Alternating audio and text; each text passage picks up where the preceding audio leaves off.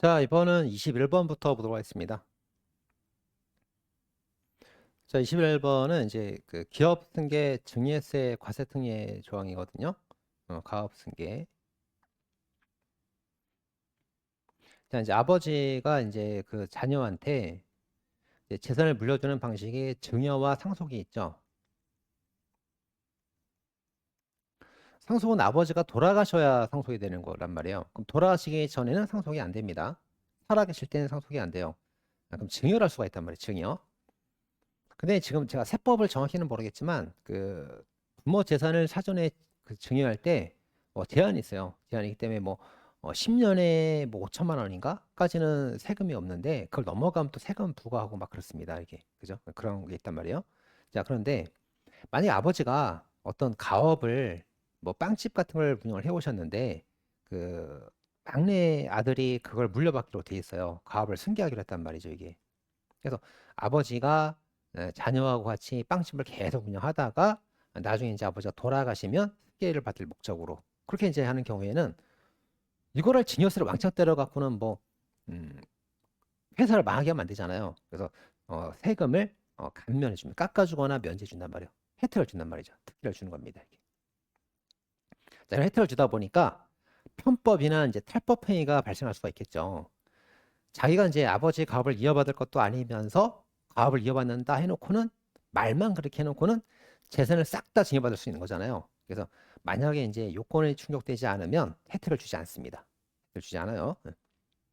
이제 그런 이제 내용이 이제 들어가 있는 겁니다. 가업 승계 혜택, 세금 혜택. 자, 그런데 1번. 자, 가업을 승계하는 자녀에게 가업 승계 증여세 과세 특례를 부여하되 예, 부모의 가업을 승계한 사람은 증여세를 깎아준단 말이에요. 혜택을 부여하되, 그지? 가업을 승계하면 혜택을 주는 게 맞지.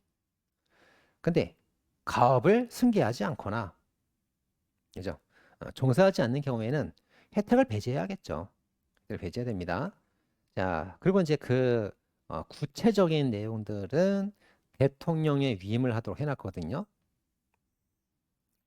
자, 승계할지 말지 여부에 관해서는 법에다가 정해놓고 이런 경우는 그 혜택을 주고 저런 경우 혜택을 주지 마라 해놓고 구체적으로 이제 어떤 때가 승계하는 때고 어떤 때 승계를 안 하는 때냐 구체적 세부적인 비밀 이런 내용들이기 때문에 이거는 반드시 입법자가 스스로 규율해야 될 본질적 사항 즉 중요한 거라고 보기 어렵다. 중요하면 법에다 정해놔야지. 근데 이건 구체적 세부적인 내용이니까 그렇게 중요한 건 아니다. 따라서 시행령으로 정하도록 위임을 한다 하더라도 포괄이 금지 원칙 위반되는 건 아니다. 이런 겁니다. 합헌. 자, 거기다 그 줄에다 이제 계약증을 좀 써놨어요. 참고 이해하시라고. 자, 가업을 10년 이상 계속하여 경영한 60세 이상 부모가 있는데 부모로부터 가업 승계 목적으로 해당 가업의 주식을 증여받은 수증자는 증여로부터 5년 이내에 대표이사로 취임을 한 경우 가업 승계 인정이 되기 때문에 증여세 감경 특례를 받을 수가 있게 돼요. 이건 참고로 보라고 쓰는 겁니다. 자, 포괄의 금전치 위반이 아니라 봤고요. 뭐 법률주의, 이해주의도 위반되는 게 아니란 말이죠. 자, 근데 평등권 갖고 들어온 겁니다. 평등권. 2번. 그러면 가업을 이어받았다가 나중에 위반하는 사람이 있고 처음부터 가업을 이어받지 않은 사람이 있단 말이에요. 처음부터. 그럼 둘은 차별하는 겁니다. 차별. 자, 그 애는 만약에 일단 가업을 이어받았으니까 좀 뭔가 위반이 있더라도 다시 또 가업 이어받으면 혜택을 줄 수가 있단 말이에요. 근데 얘는 처음부터의 가업을 승계하지 않았잖아요. 처음부터 법을 위반한 거 아닙니까? 그래서 얘는 혜택을 주면 안 된단 말이죠. 이렇게 차별합니다. 자, 일단 경영권 위반받아 승계를 하였으나 사후에 좀 문제가 된 사람, 얘는 혜택을 줄 수도 있는 거예요. 이 사람과 달리 처음부터 경영권을 이전하지 않고 승계를 처음부터 아예 안 한 사람, 아예 처음부터 법을 위반한 사람, 이 사람은 혜택을 주면 안 되겠죠. 이렇게 이런 경우에 이런 경우에는 정당한 이유 존재와 관계없이 혜택을 배제하도록 하였는데 평등주의에 위반되는 게 아니다 이렇게 썼습니다. 자, 그래서 처음에 물려받았다가 법을 위반한 사람은 정당한지 아닌지를 따져서 정당한 이유가 없으면 혜택을 주고 혜택을 안 주고 있으면 혜택을 준단 말이에요. 근데 처음부터 가업 승계를 안 한 사람은 뭐 정당한 이유가 뭐 있든 뭐 없든 뭐 상관없이 벌 처음부터 위반했으니까 혜택을 그냥 안 주는 겁니다. 이렇게. 자, 가업을 승계한 다음에 사후관리 의무 위반한 사람은 정당한 수가 있으면은 특별히 계속 줄 수가 있지만 처음부터 하는 사람은 정당한 이유가 있거나 없건 무조건 혜택을 주지 않는 겁니다. 차별할 이유가 있는 거죠. 처음부터 말 안 듣는 애하고 말 잘 듣겠습니다. 나 좀 실수하는 애하고 좀 다르잖아요.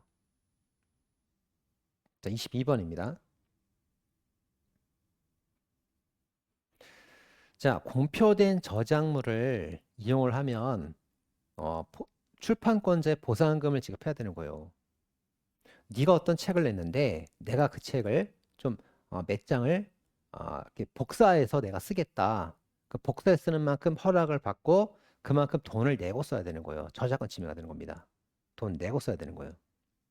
근데 그 공표된 저작물을 학교 교육 목적으로 썼단 말이죠. 학교 선생님이 학생들한테 이제 복사해서 배부했단 말이에요. 그럴 때는 일반 저작권자와 달리 돈을 주지 않아도 된다 이렇게 돼 있어요. 학교 선생님들 같은 경우는 이제 어떤 책이 나와 있으면 그 한 두세 장 정도 막 복사해 갖고 나눠줘도 괜찮다 이거예요. 돈 보상금 없이 해도 괜찮다 이겁니다. 자, 이거 잘못된 거 아닙니까? 이렇게 청구가 들어왔죠. 근데 이런 조항은 출판권자 이해를 지나치게 해하지 않는 범위 내에서 교육의 목적 달성하기 위한 것이기 때문에 이건 재산권자, 즉 출판권자가 수행해야 될 사회적 제약 범위 내에 있다 그 말이에요. 무슨 말입니까? 23조 1항 2항의 일반적 수인한도에 따른 제한이란 말이죠. 따라서 보상이 없어도 합헌이 될 수가 있다는 거예요. 그런 침해가 아니다 이렇게 봤죠. 자, 그다음에 또 이제 평등권도 나왔는데, 자, 학교에서 교육 목적으로 쓸 때가 있고요. 도서관에서 이제 디지털 방식으로 복사하는 경우도 있단 말이에요. 자, 얘는 보상하는데 보상을 하지 않습니다. 왜 다른 겁니까, 이거? 자, 도서관에 있는 책을 전자 복사해서 사용하는 거는 책을 전부 다 복사해갖고 막 유통시키는 거란 말이에요. 얘는 보상금을 보상하고 쓰는 게 맞단 말이죠. 근데 학교 교육을 할 때 학교 선생님이 이제 어떤 책을 이용할 때 책 한 권을 다 복사해갖고 다 나눠주는 게 아니란 말이지. 네, 교육에 필요한 일부만 발췌해서 몇 장만 복사해갖고 나눠주는 거란 말이죠. 그래서 침해되는 정도가 적기 때문에 보상이 필요 없다 이렇게 봅니다. 그래서 괜찮다 이렇게 보는 거예요. 자, 학교 교육 저작물의 이용의 경우에는 주로 일부를 이용합니다. 몇 장만 발췌해서 복사한단 말이죠.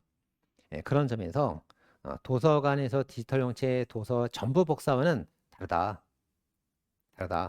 따라서 도서관 이용과 달리 학교 교육 목적일 때에는 보상금을 주지 않고 해도 그럴 만한 이유가 있다. 평등치 위반이 아니다 이렇게 본 겁니다. 됐죠? 이제 23번 볼까요? 23번입니다. 1번 입법자가 이제 일정 전문 분야 자격 제도에 관해서는 이제 입법 정책의 문제라고 해야 되니까 과잉금지 원칙 심사 때 완화 심사하는 겁니다. 뭐 변리사, 뭐 법무사 이런 자격을 줄지 말지는 국가 재량이 크잖아요. 재량이 크니까 그래도 잘 심사하는 건 아닙니다. 비례 심사라되 완화 심사한다 이렇게 되는 거죠. 기존에 많이 나왔던 문제고요. 자, 2번. 자, 법무사 업무 범위를 딱 규정을 해놓고 법무사 아닌 자, 주로 행정사가 주로 문제가 많이 되거든요. 행정사들이 법무사 업무를 하려고 많이 해요. 근데 그거 금지되어 있습니다. 그래서 행정사 등의 법무사 아닌 자들은 법무사 업무를 업으로 하는 걸 금지해 놓고 만약 위반하면 형사처벌하거든요. 그건 합헌이다 이렇게 봤죠. 청구인 행정사 직업배제 열심히 하는 게 아니다 이렇게 봤고요. 행정사는 행정사 일을 하고 법무사 일은 법무사가 하고 그렇게 해야겠죠. 자, 다음 24번입니다. 자, 아동을 상인 아동 학대하다가 사망에 이르게 되었습니다. 치사죠. 이르게 하였다. 치사죄가 된 겁니다. 그래서 5년 이상 징역에 처하는데 형벌이 좀 높은 거 아닙니까? 아니라고 그랬죠. 체인과 형벌 비련식에 합치가 된다 이렇게 봤어요. 자, 평등원칙도 따졌는데요.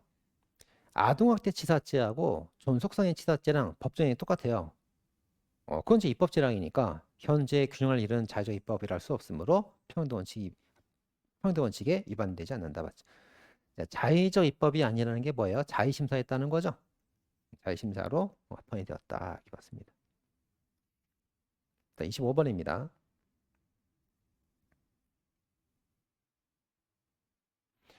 자, 민간 임대 사업자가 있는데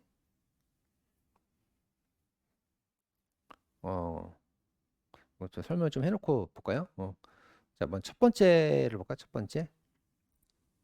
자, 공공건설 임대주택이 있어요. 예, 사주 약자를 대상으로 저렴하게 임대가 되는 겁니다. 근데 이제 이 공공주택을 짓는 게 정부, 지자체, 한국토지주택공사, LH 이쪽에 이제 국가가 나서서 이제 하는 공기업에서 하는 게 있고 민간 건설업체가 하는 게 있죠. 뭐 현대, 삼성 이런 데 하는 데가 있습니다. 근데 민간 건설업체는 이제 왜 이렇게 내가 미쳤어? 왜 건물 지어갖고 싸게 나눠줘? 왜냐면 지원을 받기 때문에 그렇습니다. 그래서 일정한 요건이 충족되면은 정부가 지원을 많이 해주거든요. 야, 정부가 돈을 대줄 테니까 대신 건물 지는 거 싸게 임대해줘라. 대신 손해 나는 걸 우리가 다 메꿔줄게. 지원을 받아 건설한단 말이죠. 그러니까 정부가 지원해서 건설하게 했으니까 정부가 규제도 할 수 있는 거예요. 입법 제한이 되게 큰 거란 말이죠. 자, 그리고 이제 우선 분양 전환 임무라는 게 있습니다. 자, 무슨 말이냐면 이제 공공주택 건설의 임대가 종료가 되었을 때 해당 주택에서 일정 기간 동안 거주하던 임차인 무주택자들에게 우선 분양받을 권리를 부여하는 제도입니다. 자, 현대가 아파트를 지어서 A에게 저렴하게 임대를 해줬어요. 5년 또는 10년 기간 동안 싸게 공급해 줬단 말이에요. 근데 5년, 10년이 지나서 기간이 딱 끝났습니다. 끝나면 이제 이 HD 현대는 이 건물을 어디다 팔 수가 있단 말이에요. 매각하는 겁니다. 그래서 이 건물을 B한테 팔아도 되고 C한테 팔아도 되고 D한테 팔아도 되고 이렇게. 자, 근데 이제 여기 거주하던 A는 이 부동산을 조그만 아파트인데 5억에 사고 싶어 해요. 근데 이제 다른 매수인들은 뭐 6억이나 7억이나 8억을 받아도 괜찮다. 비싸게 사고 싶어 합니다. 그죠? 자, 그럴 때 이제 현대에서 누구한테 팔고 싶을까요? 돈이 없고 주택이 없는 A한테 팔기보다는 다른 제3자한테 더 비싸게 팔고 싶어 하겠죠. 그렇죠. 자, 근데 이제 공공주택이라는 게 임차인을 위한 제도이기 때문에 어떤 의무를 주장해 놓고 있냐면 우선적으로 A한테 먼저 분양을 해서 팔도록 유도를 하고 있는 거예요. 얘한테 팔게 하지 말고. 네가 혜택을 많이 받았으니까 정부가 혜택을 많이 줬잖아. 그럼 그 혜택을 A한테 주라 이거예요. A한테. 그래서 공공임대가 종료가 되었을 때 일정 기간 동안 거주한 임차인에게 우선적으로 분양받게끔 하는 겁니다. 자, 그럼 이제 얘 현대가 그 A한테 팔아야 될 텐데 사실 B, C, D한테 더 큰 돈 받고 팔고 싶을 거 아닙니까? 그래서 이제 거기다 어떻게 딱 구현해놨냐면은 너무 이제 사인의 재산권을 너무 심하게 제한할 수는 없으니까 그래, 네가 A한테 팔아도 좋고 B한테 팔아도 좋고 C, D한테 팔아도 좋다. 다만 제한이 있어. A한테 5억에 팔 수 있었지. 그럼 A한테 우선 분양을 해줘야 되는데 A한테 팔지 않고 제3자한테 매각을 해도 되긴 되는 거야. 대신 6억, 7억, 8억에는 팔 수가 없어요. 5억이나 5억 이하로만 팔아야 돼. 최대 5억까지. 그럼 이제 현대가 A한테 팔아도 5억, B, C, D한테 팔아도 5억. 어차피 5억이잖아. 그럼 그냥 A한테 팔지 뭐 이렇게 할 거 아니에요. 되도록이면 A한테 우선 분양되게끔 제도를 정비한 겁니다. 아니 왜 5억에 팔도록 그 기본권을 제한하는 겁니까? 정부가 지원을 하는 만큼 규제도 할 수 있는 거야. 그런 뜻이죠. 자, 그런 내용입니다. 자, 이해됐으면 이제 그걸 읽어볼까요? 자, 민간 임대사업자 현대가 건설한 공공주택에 대하여 그 임차인에게 우선 분양되도록 할 의무가 있죠. 근데 상대방 임차인의 범위를 확대해. 서민들 그 혜택은 또 확대한단 말이에요. 확대하고 만약에 임대주택을 제3자 B, C, D에게 매각할 때에는 임차인의 우선 분양 자격 전환 유무와 관계없이 임차인이 뭐 우선 분양권을 행사하든 말든 관계없이 무조건 분양 전환가액 5억이죠. 5억 이하로만 매각하도록 규정하고 있습니다. 그러니까 임차인이 자기가 내 분양 받겠다 안 받겠다 상관없어. 무조건 5억이야. 무조건 5억이야. 만약에 임차인이 분양을 받지 않으면은 더 비싸게 받을 수 있다. 그러면 편법을 쓸 수가 있단 말이에요. 편법을 쓸 위험이 있기 때문에 임차인이 분양을 받건 말건 무조건 제3자한테 팔 때는 무조건 5억 이하로만 받아야 되는 거예요. 그러니까 뭐 현대는 뭐 남는 게 없으니까 무조건 임차인한테 우선 분양하려고 하겠죠. 그렇게 하는 겁니다. 자, 공공주택 특별부칙인 겁니다. 근데 이거는 서민들 임차인의 주거 안정과 우선 분양 전환권 실질 보장을 위한 것으로서 합헌이다 이렇게 봤죠. 그래서 현대 건설 사업자의 영업의제를 침해하는 게 아니다 이렇게 봤습니다. 신뢰본칙 위반되는 것도 아니라 봤어요. 합헌. 또 중요한 판례고요. 자, 26번입니다. 자, 이번엔 쉬운 거죠. 법원이 스토킹 범죄의 원활한 조사 심리에 필요하다 인정하는 경우에는 이제 결정으로서 그 스토킹 행위자한테 스토킹 범죄 중단 서명 너 그러면 안 돼. 경고할 수 있어요. 서명 경고. 임시 조치를 하는 거예요. 너 일단 경고 하는 겁니다. 이거는 뭐 재판관들 권리를 침해한다고 할 수가 없다. 경고 먹고 이제 자기가 뭐 잘못됐으면 재판 청구하면 될 거 아니에요. 그래서 무죄 추정 원칙에 반하는 것도 아니다. 일단 네가 스토킹한다는 말이 들어왔으니까 일단 피해자의 신고가 들어오니까 일단 경고하는 거란 말이에요. 네가 유죄라는 뜻이 아니야. 유죄인지 무죄인지는 재판을 통해 밝혀지겠지. 근데 피해자라는 사람이 와서 네가 스토킹한다 말을 하니까 그냥 이게 진짜인지 가짜인지 네가 스토킹한 게 유죄인지 무죄인지를 판단하기 앞서서 이런 신고 들어왔다는 걸 알려주는 거예요. 그냥 경고하는 겁니다. 무죄 추정 원칙 위반되는 건 아니란 말이에요. 자, 따라서 이제 이건 잠정 조치이기 때문에 신속성 요구되므로 뭐 사연 통지 청문 절차 이런 거 없어도 그냥 결정을 할 수 있다고 봤습니다. 경고 정도 할 수 있지. 합헌 이렇게 봤습니다. 뭐 경고했다고 뭐 유죄가 확정된 것도 아니고 그러잖아요. 7번. 자, 2번은 원래 있던 판례고 1번이 처음 나왔는데요. 사전 투표 기간은 이제 선거 전 5일부터 시작을 합니다. 너무 짧지 않습니까? 괜찮다 봤어요. 선거권 침해가 아니다 이렇게 봤고요. 자, 부지자 투표를 먼저 하죠. 먼저 하고 나서 다른 지역에서 그다음에 자기가 이제 투표 당일날 어디를 가야 돼. 그러면 그 전에 먼저 사전 투표를 또 할 수가 있단 말이에요. 근데 5일에서 2일 정도 기간을 두더라도 괜찮다 이렇게 본 겁니다.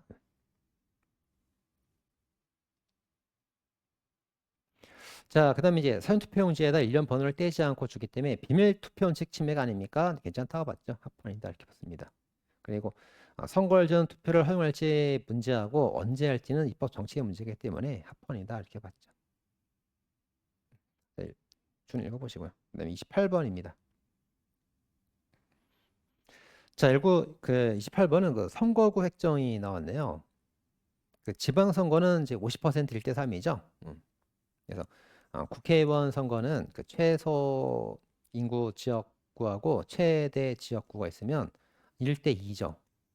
지방선거는 이제 광역시, 자치시 상관없이 1대 3이고요. 플러스 마이너스 33.3%, 플러스 마이너스 50% 이렇게 되는 거죠. 이렇게 됩니다. 자, 이건 알죠? 그래서 요 범위를 넘어가는 건 위헌이란 말이에요. 자, 그래서 이제 지방선거는 1대 3이어야 됩니다. 1대 3. 자, 그래서 이제 여기 최대 지역구가 이렇게 있는데 인구 30만 명이 넘어요. 인구 30만 명입니다. 그 다음에 이제 최소 지역구는 1대 3이니까 10만 명은 넘어야 되는 거예요. 최소 10만 명. 근데 이제 여기 A라는 지구를 보니까 인구 8만 명이에요. 옆에 이제 B라는 지구는 뭐 한 12만 명? 예를 들면 이렇게. 자, 그럼 이제 어떻게 하면 됩니까? 여기서 지방의원 한 명이 나오면 되겠죠? 최대. 그리고 여기서 한 명이 나오면 안 돼. 왜냐면 8대 30이면은 1대 3을 넘었잖아. 그죠? 8대 30이면 8, 4, 30이니까 1대 3.8쯤 되잖아. 그 위헌이지, 위헌. 이렇게 하면 안 되고 이제 둘을 묶어야지. 이렇게 묶어서 20만 명에서 한 명 나오면 되겠지. 그죠? 그렇게 됩니다. A한테서 한 명이 나오면 안 돼요. A, B 합쳐서 나와야 되는 거지. 자, 그런데 공선법에 이런 조항이 있단 말이에요. 공선법에 어떤 조항이냐면 하나의 자치구에서 최소 시도의원 한 명이 나와야 된다. 하나의 자치구에서 최소 한 명이 나와야 된다. 이런 규정이 있단 말이에요. 이게. 자, 그러니까 이제 선거구 결정을 할 때 8만 대 30만 명은 1대 3을 넘었으니까 이렇게 하면 안 될 것 같긴 한데 한 자치구에서 한 명씩 나와야 된다 그랬거든. 그러면 A 자치구에서 한 명이 나와줘야 될 거 아닙니까? 선거 공소법이 써있단 말이에요. 해야 될 거 아닙니까? 그러니까 전체 뭐라냐면 공선법에서 하나의 자치구에 최소 한 명이 나와야 된다고 구정을 하고 있더라도 그런 구정이 있다 하더라도 1대 3이 더 중요하다. 이게 더 중요하니까 자치구단 한 명을 지키기 위해서 이걸 위반하면 그냥 위헌이다. 이런 거예요. 얘가 더 중요하다는 거예요. 선거객정이 더 중요하다는 겁니다. 아시겠죠? 자, 그게 이제 입찰의 내용이 되는 겁니다. 근데 거기 이제 주로 먼저 보면 공선법에서 하나 자치구에 최소 한 명 이상 의원이 나와야 된다고 써 있거든요. 법에 써 있단 말이에요. 그렇더라도 선거구 기준을 위반하면 위헌이라는 거야. 그건 헌법상 원리니까. 헌법상 원리니까. 평등 투표 원칙이잖아. 헌법에 평등 투표를 해야 된다. 실질 가치 평등이 헌법에 써 있잖아요. 헌법에 위반되면 안 된다. 이겁니다. 그렇죠? 읽어볼까요? 1번. 하나 자치구에서 시도원 보장하기 위해서 그 자치구인과 아무리 적어도 이를 전혀 고려하지 않고 그냥 한 명 뽑아라. 그러면 안 된다는 거예요. 적어도 아시겠죠? 그래서 하나 자치구 공선법을 보장하기 위해서 인구가 아무리 적어도 8만 명밖에 안 되는데 이걸 고려하지 않고 그냥 한 명 뽑아버리겠다. 그러면 안 된다고. 1대 3 비율이 망가져 버린단 말이에요. 평등 원칙에 헌법성 원칙이 위반된다. 이렇게 써 있죠. 자, 따라서 하나 자치구에 한 명 이상 보장하는 공선법의 취지가 있다더라도 이것이 헌법상 인구 편차 상하 50% 헌법상 이 원칙을 벗어나게 되면은 위헌이야. 함정 이유가 될 수 없다. 위헌이다. 이렇게 되는 거죠.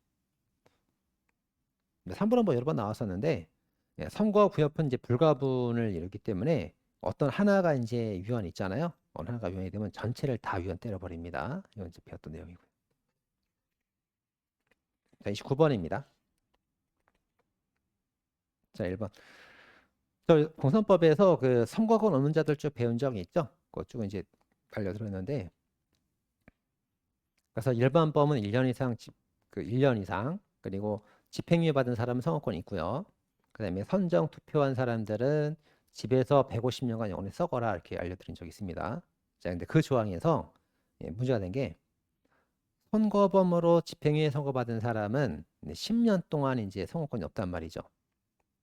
제한했습니다. 제한했을 때 10년이 너무 과하게 긴 거 아니냐 이게 문제됐거든요. 근데 과하지 않다. 합헌이다 이렇게 봤습니다. 그래서 저기 주는 이제 반대 의견이거든요. 반대 의견에서 집행유예 받은 사람이 그 형의 경중이 있는 건데 획일적으로 너무 10년이라고 하는 거 아닙니까? 잘못된 거 아닙니까? 잘못된 거 아니야. 그건 소수 의견이야. 소수 의견. 됐고요. 그 다음에 2번. 자, 직무상 이용 선거운동 금지는 합헌이라고 그랬죠. 24년도에도 한번 나왔던 내용이고요. 자, 3번. 그 밖의 집회 방법으로 사전선거운동 금지하는 거, 이것도 이제 합헌이라 나왔습니다. 이렇게 나왔죠. 네, 보시면 되겠습니다. 자, 30번입니다. 자, 명확성 원칙은 뭐 다 합헌이다 이렇게 보면 되겠고. 자, 부가통신 사업자가 이제 뭐 SK텔레콤, 저기 그 네이버 이런 데죠. 네이버, 다음 이런 데서 불법 촬영물을 누가 올렸을 때 그거 뭐 삭제, 중단 이런 조치를 취하도록 법에서 써놨거든요. 그거 이제 합헌이다 이렇게 본 거예요. 합헌이다 이렇게 봤죠. 접촉, 삭제 이런 거 하게 한 거 합헌이다. 표현하고 통신의 자유를 제한하긴 하지만 침해가 아니다. 이렇게 봤습니다.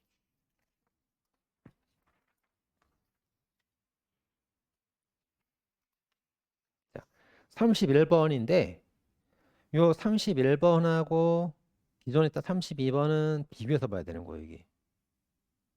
31번은 두 번 위반하고 다시 위반한 거니까 삼진아웃 제도 사건이에요. 2011년도. 옛날 국법의 내용이고요. 이건 합헌입니다. 그 다음에 32번은 두 번 이상 위반한 사람한테 이제 형벌을 부과하는 거니까 2018년도에 개정된 이진아웃 제도. 현재법이죠. 이건 위헌입니다.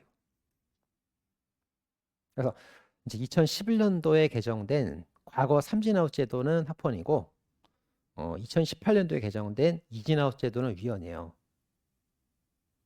아시겠죠? 이거 이제 잘 구별해서 보셔야 됩니다. 네. 자, 그러면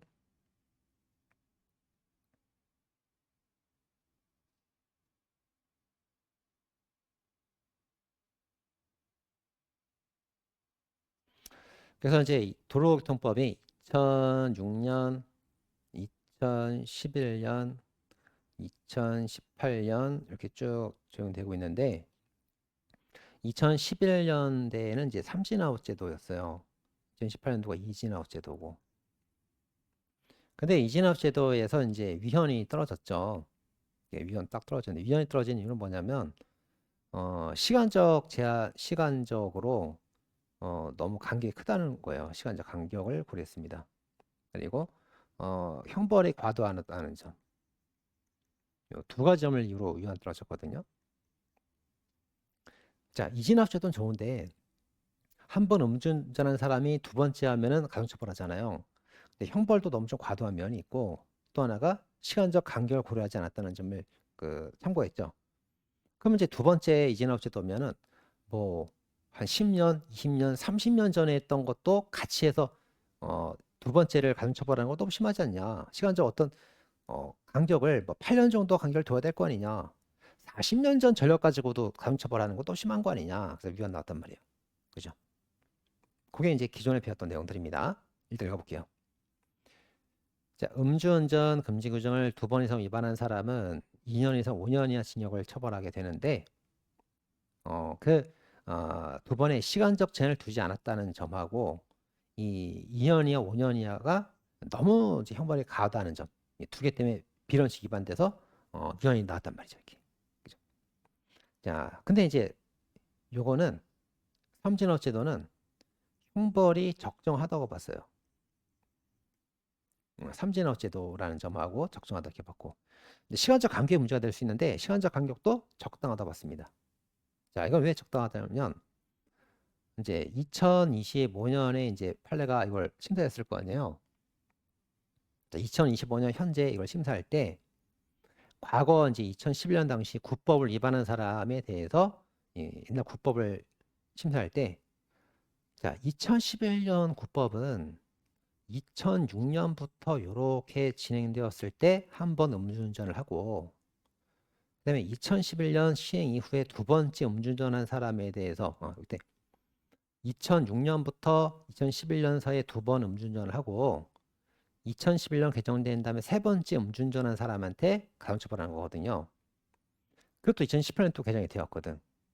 그러면 2011년 도로교통법에서 시간적 제한을 이 삼진아웃 제도 시간적 제한을 8년인지 10년인지 몇 년인지 정확히 말을 하진 않았어요. 말을 하진 않았지만 결과적으로 헌재가 판단하는 2015년 현재 입장에서 볼 때 2011년의 삼진아웃 제도는 끽해봐야 2006년부터 2018년까지거든. 그래봐야 8년이 8년. 그래봐야 8년. 8년 안에 한 번, 두 번, 세 번 하면은 가중처벌된 거거든요. 그러니까 이제 사실상 2015년 현재 바라보면 결과적으로 8년의 시간적 제한이 있었던 법이었다. 그 국법은. 그러니까 시간적 간격이 명시가 되어 있지 않더라도 시간이 제한된 거나 다름없기 때문에 2006년부터 2018년까지 8년 동안 세 번이라는 거 아니냐. 그래서 간격에 제한이 있었다고 본 거예요. 그리고 이건 두 번 만에 이렇게 과도하게 처벌하는데 얘는 두 번까지 봐주다가 세 번째 위반했을 때 처벌하니까 또 적정하다 본 거지. 형벌도 더 약하고. 그래서 합헌된 거예요. 자, 보겠습니다.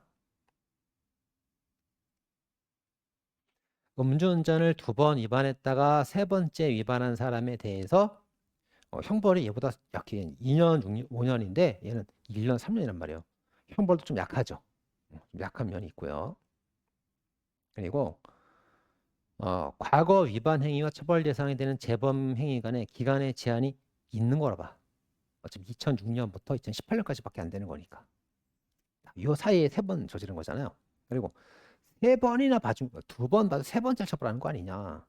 형벌도 이렇게 좀 약하지 않냐, 얘보다. 그래서 그런 점을 다 감안해서 합헌이다 본 겁니다. 아시겠죠? 네. 자, 선생님 이거 잘 풀어주셔야 됩니다. 기존 판례는 헷갈릴 수가 있어요. 이렇게 헷갈릴 수가 있으니까. 자, 아까 정리해 줬었는데. 자, 음주운전 2회 이상 위반한 사람을 가중처벌한다. 위헌. 보시면 되겠고요. 2회 위반한 사람이 다시 삼진업체도란 뜻이거든. 삼진업체도. 이건 합헌. 아시겠죠? 네. 두 개를 잘 비교해서 정리하겠습니다. 자, 33번입니다. 자, 이제 간부의 외출 외박 지역에 이제 과거에는 특정 지역에 하는 서가를 했어요. 너 외박 나갈 때 우리 동네 어디까지만 나갈 수 있어? 더 멀리 못 나가? 이렇게 했단 말이에요. 근데 이제 교통이 많이 발달했죠. 그래서 이제 지금은 일정 시간 내, 2시간 내에 복귀할 수 있는 지역이면 어디든 갈 수 있다. 네가 2시간 안에만 복귀할 수 있으면은 뭐 저기 뭐 어디까지 갔다 와도 괜찮아. 그래서 시간 범위를 바뀌었단 말이에요. 그래서 과도한 제한은 아니다. 합헌이 나왔던 판례가 있습니다. 자, 34번입니다. 이것도 이제 과거 판례랑 비교해서 좀 봐야 됩니다. 34, 35. 자, 과거 판례 먼저 볼까요? 자, 세무사, 변호사 자격증이 둘 다 있어요. 둘 다 있는데 세무서 업무를 할 수 없대. 내가 변호사 자격증하고 세무사 자격증 2개 다 있는데 그럼 2개 다 할 수 있게 해줘야지. 왜 세무서 업무를 못하게 하냐고. 자, 세무서 업무를 할 수 없다는 말은 별다른 제한이 없으면 전면적으로 아무것도 못한다는 뜻이 되는 거예요. 일률적 금지가 되는 겁니다. 그래서 과잉금지 원칙 중에서 일률적 금지니까 최소치면식을 위반해서 위헌이 된 거예요. 자, 근데 올해 2025년도 판례는 이제 어떤 판례냐면 똑같이 세무사 자격증 보유 변호사긴 한데 다 못하게 하는 게 아니고 후견 나왔으니까 장부 작성하고 성실 신고 요거는 세무사 전문 세무사한테 맡겨라. 네가 세무사 자격증과 변호사 자격증 둘 다 있는 걸 알겠지만 주로 변호사 업무만 많이 보다 보니까 세무사는 감이 좀 떨어지지 않느냐. 그래서 장부 작성하고 성실 신고 이거는 전문 세무사만 하는 사람이 더 잘한다. 그래서 2개는 세무사한테 맡겨라. 너는 할 수 없다. 이렇게 범위를 정해서 금지하는 거는 괜찮은 거예요. 합헌인 겁니다. 아시겠죠? 어떻게 잘 비교해서 정리했습니다. 자, 36번입니다. 이건 뭐 배운 내용인데 한 번 더 넣어놨습니다. 자, 지자체는 국가기관이기 때문에 기본권 주체가 될 수가 없죠. 헌소 청구할 수 없습니다. 보시면 되겠고요. 자, 37번. 자, 13세 미성년자 의제 강제추행죄인데 5년 이상 유기징역을 해놨거든요. 살인죄랑 같은 법정 형인데요. 합헌이라고 씁니다. 합헌 나왔죠. 근데 이제 여기서 문제가 된 게 뭐냐면 기존에 이 법이 벌금형도 있었어요.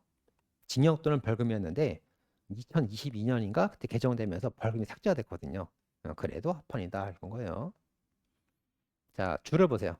뭐 기습추행이라던가 신체 접촉이 없는 가벼운 추행이라던가 뭐 이런 경미한 것들은 벌금을 해줘야 될 거 아니냐. 벌금. 왜 벌금 삭제해갖고 다양한 행위를 고려하지 않고 인류적 징역을 하게 만들었냐.